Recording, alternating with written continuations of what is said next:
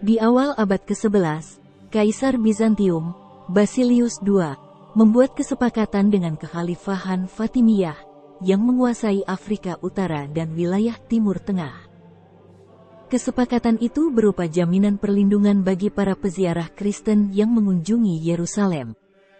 Akan tetapi, pada tahun-tahun berikutnya, Khalifah Abu Ali Mansur, yang bergelar Al-Hakim Biamrillah, mulai membuat peraturan yang membatasi ruang gerak penganut Kristen dan Yahudi. Untuk diketahui, Kekhalifahan Fatimiyah berpusat di Kairo dan menganut Islam Syiah. Tahun 1008, Al-Hakim melarang perarakan Minggu Palma dari Betani menuju Yerusalem. Sebelumnya perarakan itu biasa dilakukan umat Kristen di sana, seminggu menjelang perayaan Paskah. Tahun berikutnya, Al-Hakim memerintahkan pasukannya untuk menghancurkan gereja Makam Kudus di Yerusalem. Gereja yang awalnya dibangun Kaisar Konstantinus pada abad keempat itu, dibakar dan diratakan dengan tanah. Alasan Al-Hakim adalah bahwa mukjizat api suci yang muncul di gereja itu setiap menjelang Paskah hanyalah kebohongan belaka.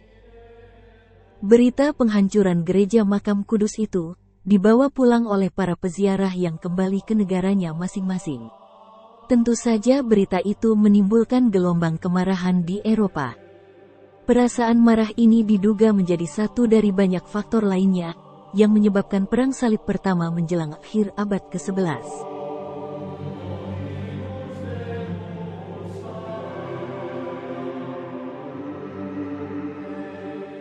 Sementara itu, kemelut investitur yang terjadi di abad ke-10 antara para penguasa kerajaan dengan kepausan masih terus berlanjut.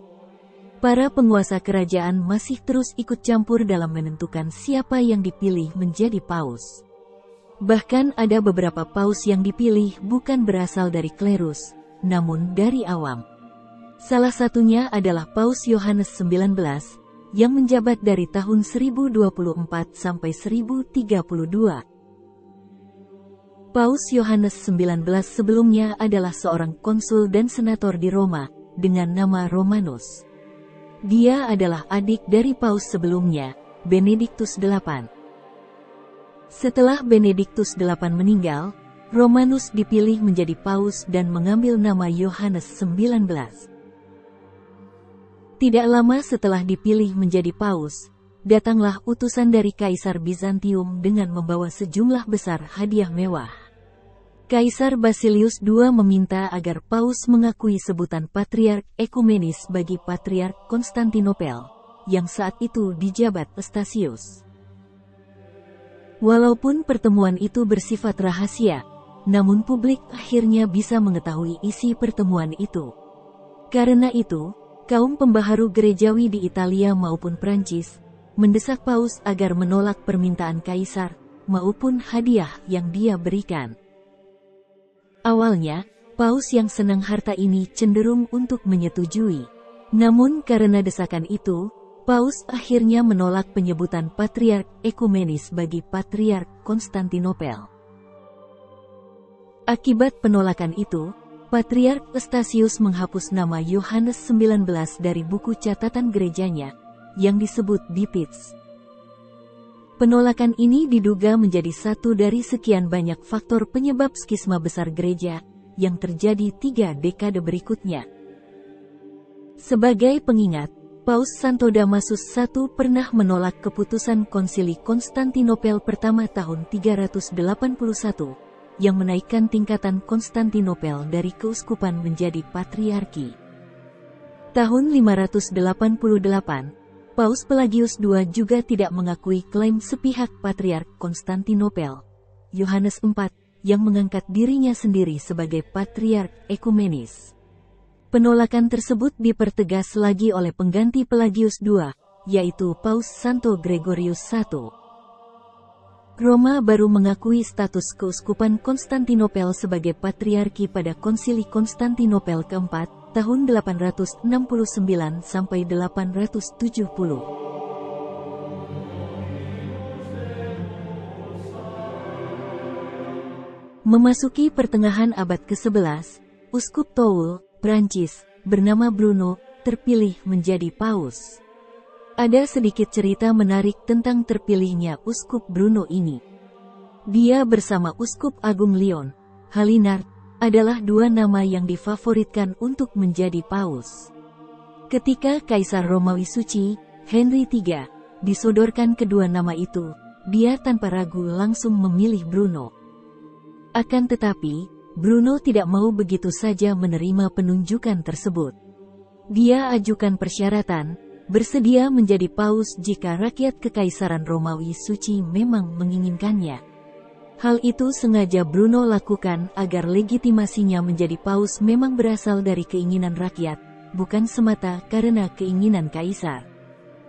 Ternyata rakyat memang menginginkannya menjadi paus. Setelah menduduki kursi kepausan dengan nama Leo IX, paus yang berasal dari biarawan ini menargetkan untuk mereformasi gereja, khususnya para klerusnya. Dia lakukan itu dengan tidak hanya berdiam diri di Roma sambil mengeluarkan berbagai surat gembala. Dia melakukannya dengan turun langsung ke lapangan, untuk melihat keadaan dan kejadian yang sebenarnya. Dalam sejarah kepausan, Paus Leo IX menorehkan catatan sejarah tersendiri, dengan banyak melakukan kunjungan apostolik ke berbagai tempat di Eropa. Selama 5 tahun masa kepausannya, hanya 6 bulan saja dia berada di Roma. Sisanya dia habiskan di tempat lain di Italia, Prancis, Jerman, dan lain-lain. Mungkin catatan sejarah inilah yang menginspirasi Paus Santo Yohanes Paulus II melakukan hal serupa di abad ke-20 dan 21. Kemanapun tempat yang Paus Leo IX kunjungi, ada saja uskup atau klerus lainnya yang dia copot dari jabatannya. Alasannya adalah karena para klerus itu tidak memiliki moral yang baik.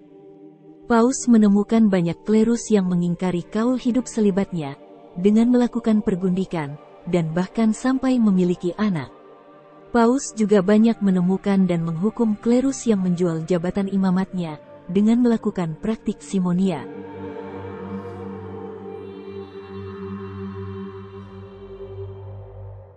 Setelah tiba kembali di Roma, Paus mendengar berita buruk tentang penutupan secara paksa gereja-gereja ritus Latin di Konstantinopel. Saat itu Patriark Konstantinopel dijabat oleh Mikhael Cerularius. Selain menutup gereja-gereja Latin, Cerularius juga menyerang Paus dan gereja Barat terkait penggunaan roti tidak beragi dalam perayaan misa. Sebenarnya perintah Cerularius untuk menutup gereja-gereja Barat di Konstantinopel bukanlah tindakan yang berdiri sendiri. Hal itu merupakan buntut dari apa yang dilakukan tentara Normandia, Prancis, terhadap komunitas Katolik Yunani yang tinggal di Italia Selatan. Sebagian wilayah Italia Selatan sebelumnya berada di bawah kekuasaan Bizantium. Mulai tahun 1030, tentara Normandia sedikit demi sedikit berhasil merebut wilayah itu. Mereka juga merebut sebagian wilayah negara kepausan atau negara gereja. Setelah menguasai Italia Selatan, tentara Normandia memaksa gereja-gereja ritus Bizantium agar menggunakan roti tidak beragi dalam liturgi ekaristinya. Dalam ritus Bizantium, roti yang digunakan adalah roti yang difermentasi atau roti beragi, sementara ritus Latin menggunakan roti tidak beragi. Tindakan tentara Normandia ini mengundang kecaman dari Patriark Cerularius. Dia membalas dengan memaksa gereja-gereja ritus Latin di Konstantinopel menggunakan roti beragi. Karena gereja-gereja Latin itu menolak, Cerularius menutup gereja-gereja tersebut. Dia kemudian menyurati Paus Leo IX dengan kata-kata negatif yang sifatnya bermusuhan. Sebagai upaya mengatasi permasalahan tersebut, pada Januari tahun 1054, Paus mengirim utusan untuk menemui Patriark Cerularius. Utusan itu terdiri dari 3 uskup, dan dipimpin oleh Kardinal Humbertus. Sangat disayangkan, pertemuan itu tidak berjalan mulus. Sejak awal sudah muncul ketidaksukaan pribadi antara Humbertus dan Cerularius. Menurut uskup ortodoks asal Inggris, Kallistos Ware, dalam tulisannya tentang gereja ortodoks, pemilihan Humbertus sebagai pemimpin delegasi adalah kurang tepat. Dalam penilaiannya, baik Humbertus maupun Cerularius adalah tipe orang-orang yang kaku dan keras kepala. Puncak dari pertemuan yang tidak berjalan mulus itu terjadi pada Sabtu, tanggal 16 Juli tahun 1054. Saat berlangsung misa sore di gereja Hagia Sophia, Humbertus meletakkan surat ekskomunikasi kepada Cerularius di altar gereja.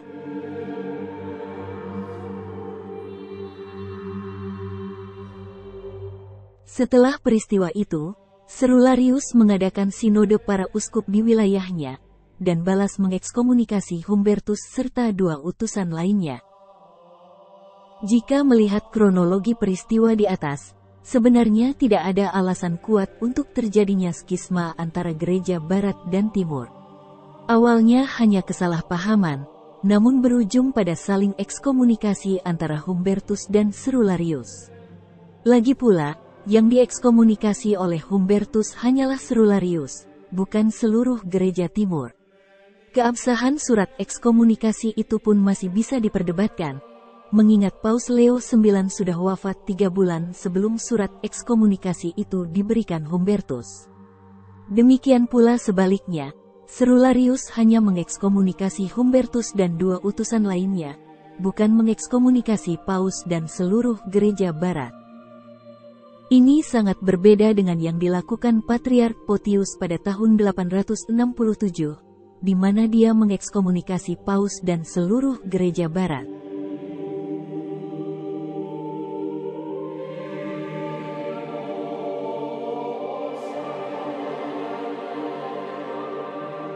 Layak atau tidaknya peristiwa tanggal 16 Juli tahun 1054 itu menjadi penyebab berpisahnya seluruh gereja Timur dari gereja Barat, biarlah waktu yang menilai. Pada kenyataannya, setelah peristiwa saling ekskomunikasi itu, hubungan gereja Barat dan Timur masih berjalan seperti biasa. Hal ini dibuktikan dengan masih adanya pertemuan antara gereja Barat dan Timur pada Konsili Lyon kedua tahun 1274 dan Konsili Firenze tahun 1439, walaupun gereja Timur tidak menandatanganinya. Tidak lama setelah peristiwa skisma itu pun, Kaisar Bizantium masih meminta bantuan Paus, ketika Bizantium mulai kewalahan menghadapi serangan Kekaisaran Seljuk Turki.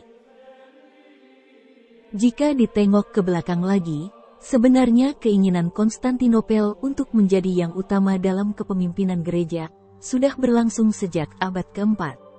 Sejak Kaisar Konstantinus memindahkan pusat Kekaisaran Romawi dari Roma ke Konstantinopel, Konstantinopel selalu disebut-sebut sebagai Roma baru. Konsekuensinya, Patriark Konstantinopel pun merasa seharusnya mempunyai kedudukan seperti Paus di Roma, setidaknya untuk gereja-gereja Timur. Skisma dalam arti yang sesungguhnya baru terjadi 4 abad setelah tahun 1054, yakni setelah Kekaisaran Bizantium jatuh ke tangan Kesultanan Turki Ottoman tahun 1453. Dengan jatuhnya Bizantium, serta terus berada di bawah tekanan para Sultan Ottoman, Konstantinopel kehilangan wibawa dan otoritasnya sebagai pusat gereja Timur. Banyak gereja Timur yang kemudian memisahkan diri dari Konstantinopel dan membentuk patriarki sendiri berdasarkan wilayah negaranya masing-masing. Menurut mereka, pertikaian itu hanyalah antara Roma dengan Konstantinopel dan bukan dengan mereka. Oleh karena itu, di abad-abad berikutnya ada sebagian gereja Timur yang kembali bersatu dengan Roma dan mengakui Paus sebagai pemimpin gereja universal.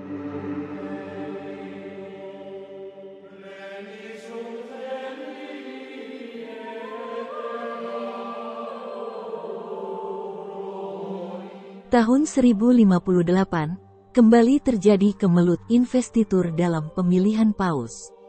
Setelah tersiar kabar bahwa Paus Stefanus X meninggal di Firenze, para penguasa sekuler Tusculum yang tidak suka dengan Paus Stefanus, segera menunjuk Paus yang baru. Mereka menunjuk Uskup Velitri, Johannes Mincius, sebagai Paus dengan nama Benedictus X. Paus Stefanus X, Sebelumnya selalu bersama Paus Leo IX dalam kunjungan apostolik di Eropa. Mereka seirama dalam hal pembersihan gereja dari para klerus yang melakukan praktik pergundikan dan simonia. Paus Stefanus pun memilih pembantu yang sejalan dengan pemikirannya, yang salah satunya adalah Hildebrand. Sebelum meninggal, Paus Stefanus berpesan agar jangan diadakan pemilihan paus, sebelum Hildebrand kembali ke Roma dari penugasan ke Jerman. Ketika para penguasa Tusculum menunjuk Benediktus X sebagai paus, Hildebrand masih dalam perjalanan pulang menuju Roma. Setelah mendengar berita penunjukan Benediktus X, Hildebrand sengaja mampir ke Firenze dulu untuk berbicara dengan penguasa sekuler Lorraine Tuscany.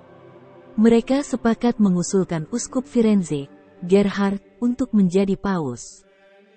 Hildebrand kemudian mengundang para kardinal untuk hadir di Siena pada Desember tahun 1058. Dalam pertemuan itu para kardinal sepakat memilih Uskup Gerhard menjadi paus berikutnya, dengan nama Nikolaus II. Dalam perjalanan dari Siena menuju Roma pada Januari tahun 1059, Paus Nikolaus II mengadakan sinode di Sutri. Sinode yang dihadiri banyak kardinal, uskup, serta para penguasa sekuler pendukungnya itu, sepakat untuk menggulingkan Benediktus X dari kepausan. Belajar dari pengalamannya sendiri, maupun pengalaman pemilihan paus sebelumnya sejak abad ke-10, Nikolaus II kemudian mengadakan sinode di Lateran pada Paskah 1059. Sinode yang dikenal dengan nama In Nomine Domini, atau dalam nama Tuhan, dimaksudkan untuk membuat pengaturan tentang pemilihan paus dan disiplin klerus. Keputusan Sinode Lateran tahun 1059 terkait pemilihan paus adalah sebagai berikut. 1. Ketika paus meninggal, para kardinal uskup harus berunding di antara mereka sendiri untuk menetapkan seorang kandidat. Setelah menyetujui seorang kandidat, mereka dan para uskup lainnya melanjutkan ke tahap pemilihan. Para klerus dan awam memiliki hak untuk mengakui pilihan mereka. 2. Yang dipilih haruslah anggota klerus Roma. Dalam hal tidak ada yang memenuhi syarat, dapat dipilih dari keuskupan lain. 3. Pemilihan harus dilangsungkan di Roma, kecuali jika keadaan tak memungkinkan, bisa dilakukan di tempat lain. 4. Dalam keadaan perang atau keadaan lainnya, sehingga tak memungkinkan untuk dilakukan misa pemberkatan atau penobatan, calon terpilih tetap memiliki kewenangan penuh apostolik. 5. Hak konfirmasi atau pengakuan diberikan kepada Raja Henry, dan kehormatan yang sama harus ditunjukkan kepada penerusnya, yang secara pribadi telah diberikan hak istimewa serupa. Maklumat ini langsung dipraktikkan saat Paus Nikolaus II meninggal tahun 1061. Para kardinal memilih Uskup Lucca, Anselmus, menjadi paus dengan nama Alexander II. Sampai saat ini pun pemilihan paus masih mengikuti maklumat Paus Nikolaus II ini.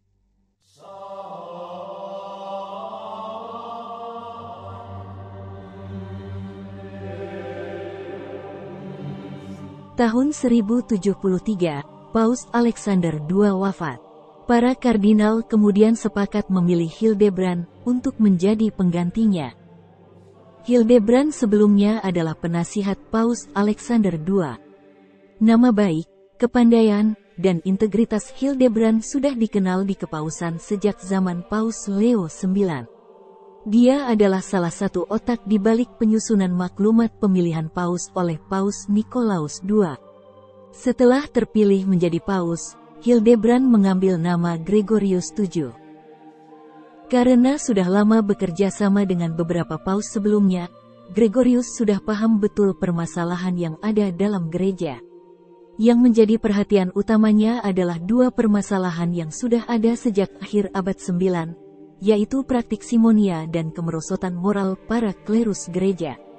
Setelah menjalin persahabatan dengan kerajaan-kerajaan tetangganya, Gregorius mengadakan sinode Prapaskah tahun 1074 di Lateran, untuk mereformasi gereja terkait kedua permasalahan tersebut.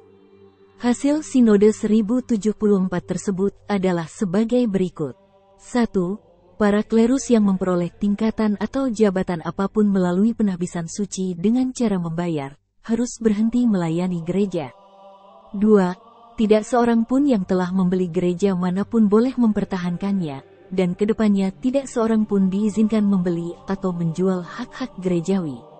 3. Semua yang bersalah karena perilaku dan moral yang buruk, harus berhenti memberikan pelayanan suci mereka.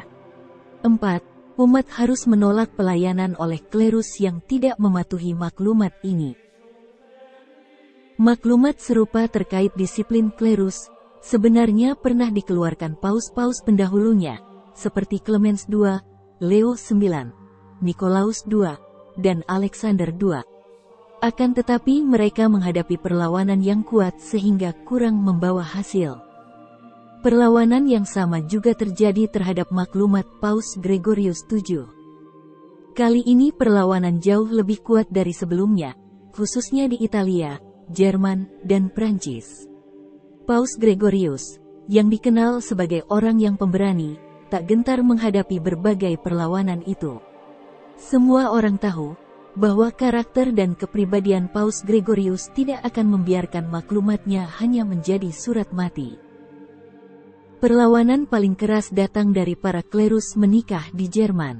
Mereka menyatakan bahwa kanon yang memerintahkan selibat sama sekali tidak dibenarkan dalam kitab suci. Untuk mendukung pernyataan itu, mereka mengutip surat Rasul Paulus, 1 Korintus 7 ayat 9. Lebih baik kawin daripada hangus karena hawa nafsu. Mereka juga mengutip 1 Timotius 3 ayat 2. Oleh karena itu penilik jemaat haruslah seorang yang tak bercacat, suami dari satu istri. Walaupun banyak mendapat perlawanan keras, semangat Paus Gregorius VII tidak pernah surut. Dia tetap mengirim utusan ke seluruh penjuru Eropa untuk menegakkan maklumatnya. Para utusan itu diberi wewenang untuk mencopot klerus yang bermoral buruk dan menjalankan praktik simonia. Selain tak gentar menghadapi para klerus yang menentangnya, Paus Gregorius juga tak surut berhadapan dengan Kaisar Romawi Suci, Henry IV, yang masih saja ingin mencampuri kewenangan gereja. Pada Sinode tahun 1075 di Roma, Paus Gregorius secara lantang menyatakan akan mengekskomunikasi kaisar atau raja manapun, jika menahbiskan seseorang untuk jabatan gerejawi apapun. Karena itu, dia mencopot jabatan para klerus yang ditunjuk oleh kaisar, dan menganatema beberapa penasihat kekaisaran. Yang paling menghebohkan adalah, Paus meminta Kaisar Henry IV untuk datang ke Roma tahun 1076, untuk mempertanggungjawabkan perilakunya di depan Paus, Kardinal dan Uskup. Tahun 1084 Kaisar Henry menuju Roma untuk menangkap Paus Gregorius, dan berencana menaikkan Paus pilihannya, Guibert, atau Clemens III. Akan tetapi hal itu tidak sampai terjadi. Pangeran Normandia, Robert Guiscard, yang telah menjalin aliansi dengan Paus, lebih dulu masuk ke Roma untuk mencegah pasukan Henry. Paus selamat. Tetapi rakyat marah dengan perilaku berlebihan pasukan Normandia. Hal ini membuat Paus meninggalkan Roma dan mundur ke Monte Cassino. Dia lalu menyepi di kastil tepi laut Salerno, dan meninggal di sana tahun 1085. 3 hari sebelum meninggal, Paus Gregorius mencabut semua ekskomunikasi yang pernah dia keluarkan, kecuali terhadap 2 pelanggar utama, yaitu Kaisar Henry IV dan Paus pilihannya, Clemens III. Kata-kata terakhirnya yang terkenal adalah, "Saya mencintai keadilan dan membenci kejahatan, oleh karena itu saya mati di pengasingan." Paus Gregorius VII dibeatifikasi tahun 1584 oleh Paus Gregorius XIII, dan dikanonisasi sebagai Santo Gregorius tahun 1728, oleh Paus Benediktus XIII.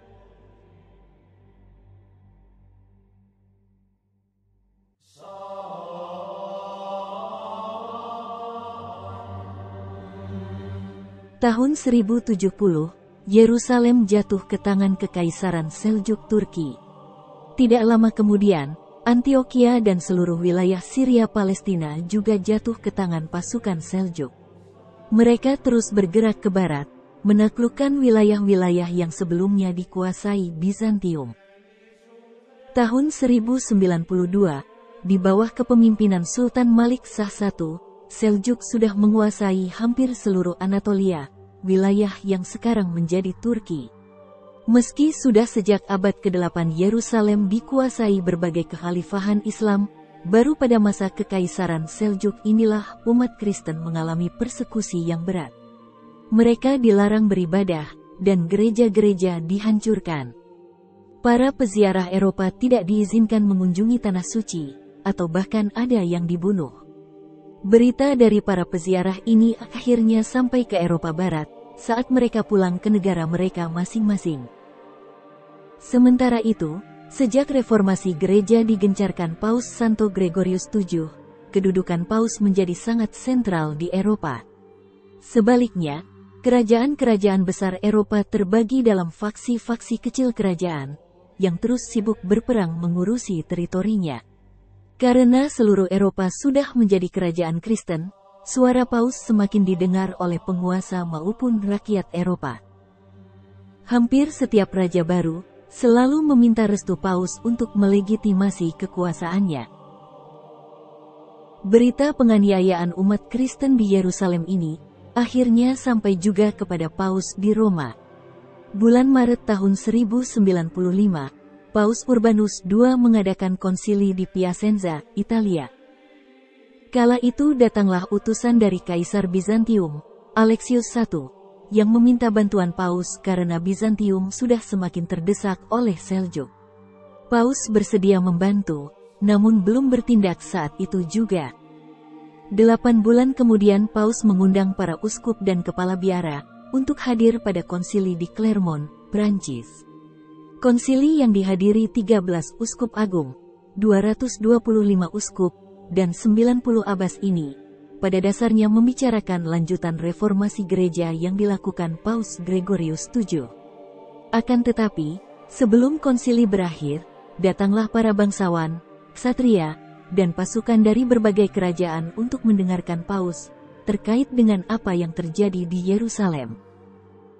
Paus Urbanus II kemudian memerintahkan mereka untuk membebaskan gereja Makam Kudus, dan umat Kristen di Yerusalem, yang mengalami penindasan oleh Kekaisaran Seljuk. Sekitar 60.000 pasukan dari berbagai kerajaan di Eropa, baik pasukan berkuda maupun berjalan kaki, berkonvoi menuju Yerusalem. Terjadilah pertempuran antara tentara gabungan Eropa dengan tentara Seljuk, yang kemudian dikenal sebagai Perang Salib Pertama. Tahun 1099, tentara gabungan Eropa berhasil merebut kembali Yerusalem. Akan tetapi, bukan berarti perang itu selesai. Perang masih akan tetap berlanjut dan meluas ke berbagai tempat, dan baru akan berakhir di abad ke-13.